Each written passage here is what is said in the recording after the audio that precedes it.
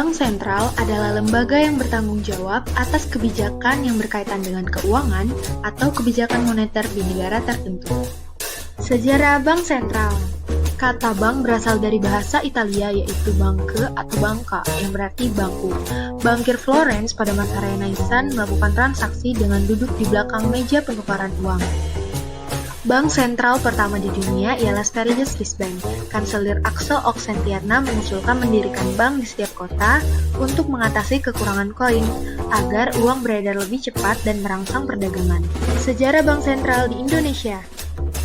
Jauh sebelum kedatangan bangsa Barat, Nusantara telah menjadi pusat perdagangan internasional. Sementara di Eropa, merkantilisme telah berkembang menjadi revolusi industri dan menyebabkan pesatnya kegiatan dagang Eropa. Pada saat itulah muncul lembaga perbankan sederhana seperti Bank Van Lening di negeri Belanda. Lalu sistem perbankan ini dibawa oleh bangsa Barat yang mengekspansi Nusantara. Lahirlah bank pertama di Nusantara yang menjadi cikal bakal dunia perbankan di masa selanjutnya. Pada 29 Januari 1828 didirikan bank sirkulasi yaitu De Javasche Bank yang beroperasi berdasarkan oktroi Belanda. Tetapi pada masa pendudukan Jepang, operasional bank ini dihentikan. Kemudian masa revolusi tiba, terjadi dualisme kekuasaan antara Republik Indonesia dan Nika. Maka diadakan konferensi meja bundar. Ditetapkan De Javasche Bank menjadi bank sentral bagi Republik Indonesia Serikat. Setelah menjadi bangsa dan negara yang berdaulat, RI menasionalisasi bank sentralnya. Maka sejak 1 Juli 1953, berubahlah De Javasche Bank menjadi Bank Indonesia, bank sentral bagi Republik Indonesia. Indonesia juga memiliki bank sentral yang dinamakan dengan Bank Indonesia. Menurut Undang-Undang RI Nomor 3 Tahun 2004 tentang perubahan atas Undang-Undang Nomor 23 Tahun 99 tentang Bank Indonesia, Bank Indonesia ialah suatu lembaga negara yang mandiri dalam melaksanakan tugas dan wewenangnya, bebas dari pengaruh pemerintah dan atau pihak lain, kecuali untuk hal-hal yang tegas diatur dalam undang-undang. Bank Indonesia sebagai bank sentral yang bertujuan untuk mencapai dan memelihara kestabilan nilai rupiah. Coba bayangkan, hari ini kita berbelanja kebutuhan bulanan dengan harga total sebesar Rp500.000. Lalu selanjutnya kita berbelanja bulanan dengan barang yang sama dengan kenaikan harga 2 kali lipat. Kenaikan harga yang berlebihan dan terjadi dalam waktu singkat seperti ini akan membuat kehidupan semakin sulit. Fenomena seperti ini disebut dengan inflasi. Perekonomian pada dasarnya membutuhkan inflasi dalam tingkat tertentu dan wajar untuk dapat tumbuh. Namun jika terjadi berlebihan akan sangat merugikan. Memang sangat penting kan menjaga stabilitas harga atau nilai rupiah kita. Lalu, siapa yang bertugas menjaga dan memelihara kestabilan harga di Indonesia? Nah, ini adalah tugas Bank Indonesia sebagai bank sentral. Indonesia bertugas melaksanakan kebijakan moneter yang salah satu bentuknya menjaga kestabilan harga. Dengan kata lain, BI berusaha menjaga tingkat inflasi berada dalam target yang ditetapkan oleh pemerintah setelah berkoordinasi dengan BI. Bagaimana cara BI mencapai target inflasi tersebut?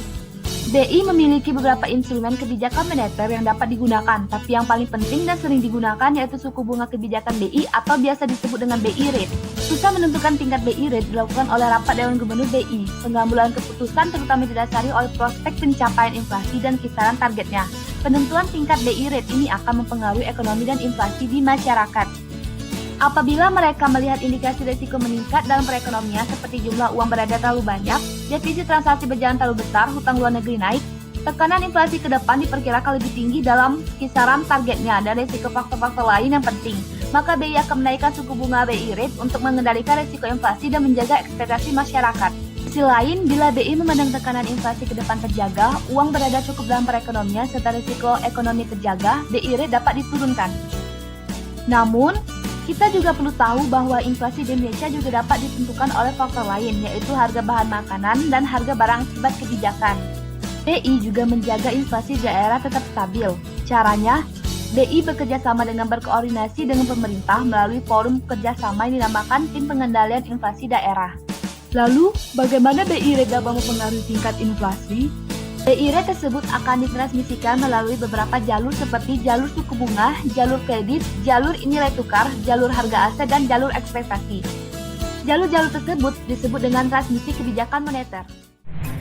Selanjutnya, kita akan membahas tugas-tugas Bank Sentral. Tugas Bank Sentral dalam hal ini Bank Indonesia yang telah diterangkan pada Undang-Undang Nomor 23 Tahun 99 adalah sebagai berikut. 1. Melakukan pengaturan sirkulasi uang dengan cara menentukan dan menjalankan menurut kebijakan moneter. 2. Melakukan pengaturan dan mendorong kemudahan sistem pembayaran dan produksi. Selanjutnya, tugas Bank Sentral berkaitan dengan pemerintah. Tugas Bank Sentral terhadap pemerintah itu sendiri yaitu penyediaan kredit terhadap pemerintah, mengatur kas pemerintah, membantu proses lelang dan menjual surat hutang negara, mempunyai hak penuh terhadap pencetakan dan produksi uang, dan mempunyai hak tunggal terhadap pencetakan uang. Sedangkan tugas Bank Sentral dalam perbankan yaitu 1. Menentukan suku bunga, 2. Sebagai banker, 3. Melakukan pengembangan kredit yang sehat, 4. Melakukan pembinaan semua bank yang ada, 5. Melakukan pengaturan, pengontrolan, dan perluasan jaringan serta lalu lintas pembayaran, dan yang terakhir, melakukan support dan mendorong masyarakat untuk menjalankan usaha yang produktif. Terus, apa sih fungsi dari Bank Sentral?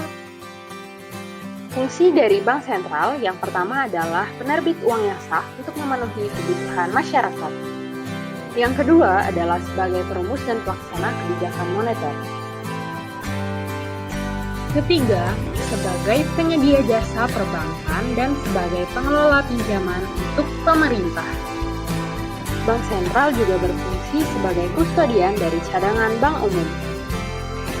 Yang kelima, sebagai pelaksana dari kebijakan pemerintah, baik di bidang nilai tukar maupun sebagai kustodian sekaligus mengelola cadangan devisa negara. Dan juga Bank Sentral berfungsi menjadi penasehat pemerintah yang berhubungan dengan kebijakan ekonomi.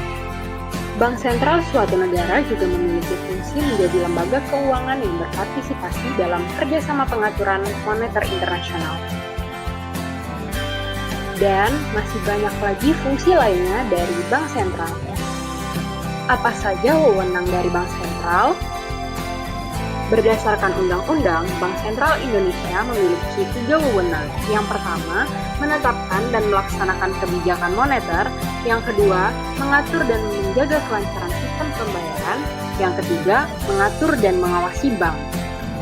Terkait kebijakan moneter, wewenangnya terdiri dari menetapkan tingkat diskonto, cadangan minimum bank umum, serta mengatur kredit atau pembiayaan.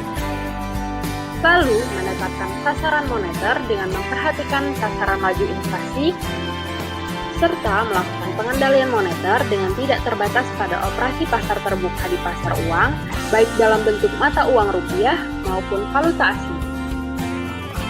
Untuk wewenang terkait sistem pembayaran yaitu menetapkan penggunaan instrumen pembayaran, melaksanakan dan memberikan izin atas penyelenggaraan jasa sistem pembayaran, dan mewajibkan penyelenggara jasa sistem pembayaran untuk menyampaikan laporan kegiatannya. Untuk wewenang terkait bank yaitu mengenakan sanksi terhadap bank sesuai dengan peraturan undang-undang, menetapkan peraturan, memberikan dan mencabut izin atas kelembagaan dan kegiatan usaha tertentu dari bank, dan mengawasi bank baik secara individual maupun sebagai sistem perbankan. Mari kita bahas Dewan Bank Sentral Indonesia. Bank Indonesia dipimpin oleh Dewan Gubernur yang terdiri dari seorang gubernur sebagai pemimpin, dibantu oleh seorang deputi gubernur senior sebagai wakilnya, serta sekurang-kurangnya 4 atau sebanyak-banyaknya 7 deputi gubernur. Masa jabatan yang berlaku bagi Dewan Gubernur adalah selama 5 tahun dan dapat diangkat kembali untuk jabatan yang sama sebanyak-banyaknya 1 kali masa jabatan berikutnya. Dewan Gubernur diusulkan dan diangkat oleh Presiden dengan persetujuan DPR, serta Deputi Gubernur yang diusulkan oleh Presiden didasarkan pada rekomendasi dari Gubernur Bank Indonesia. Meskipun diangkat oleh Presiden, anggota Dewan Gubernur Bank Indonesia tidak dapat diberhentikan oleh Presiden, kecuali mengundurkan diri, terbukti melakukan tindak pidana kejahatan, tidak dapat hadir secara fisik selama jangka waktu 3 bulan berturut-turut tanpa alasan yang dapat dipertanggungjawabkan, dinyatakan pilot atau tidak mampu memenuhi kewajiban kepada kreditur, atau berhalangan tetap lainnya. Next, hubungan Bank Sentral. Hubungan bank sentral terdiri dari dua. Yang pertama, hubungan dengan pemerintah, dan yang kedua adalah dengan internasional. Hubungan dengan pemerintah yaitu 1. Bertindak sebagai pemegang kas pemerintah. 2. Pemerintah wajib meminta pendapat Bank Indonesia dalam sidang kabinet. 3. Memberikan pendapat dan pertimbangan mengenai RAPBN. Dan yang keempat, menyampaikan laporan pelaksanaan tugas dan lainnya kepada DPR setiap 3 bulan sekali. Hubungan dengan internasional yaitu dapat melakukan kerjasama dengan bank sentral negara lain dan organisasi lembaga internasional, dan atas nama pemerintah dapat menerima pinjaman dari luar negeri, serta Bank Indonesia dapat bertindak atas nama negara di lembaga multilateral dan internasional. Demikian pembahasan ini kami sampaikan. Terima kasih.